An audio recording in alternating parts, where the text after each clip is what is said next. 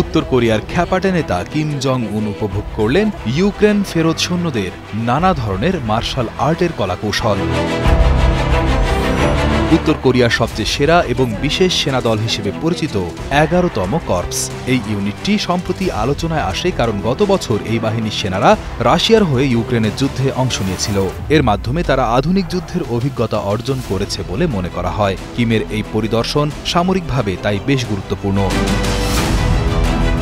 উত্তর কোরিয়ার রাষ্ট্র টেলিভিশন KRT জানিয়েছে, কিম জং উন ১ নভেম্বর শনিবার সেখানে পৌঁছালে সেনারা তাকে উষ্ণ সংবর্ধনা জানায়। প্রকাশিত ভিডিও ফুটেজে দেখা যায় সেনারা কিমকে দেখে উল্লাস প্রকাশ করছেন এবং স্লোগান দিচ্ছেন। অনেকে আবেগপ্রবণও হয়ে পড়েন।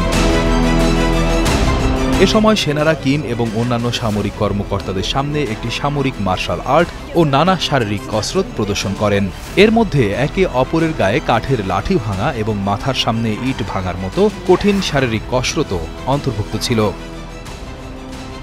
পরিদর্শন শেষে কিম জং উন সেনাদের সাথে গ্রুপ ছবিতে অংশ নেন। উত্তর কোরিয়ার রাষ্ট্রীয় সংবাদ সংস্থা KCNA জানিয়েছে, এই পরিদর্শনের পর কিম বলেছেন, দেশের সামরিক সক্ষমতা আরও উন্নত করার জন্য ক্ষমতাসীন দল প্রয়োজনীয় ব্যবস্থা নিয়ে আলোচনা করবে।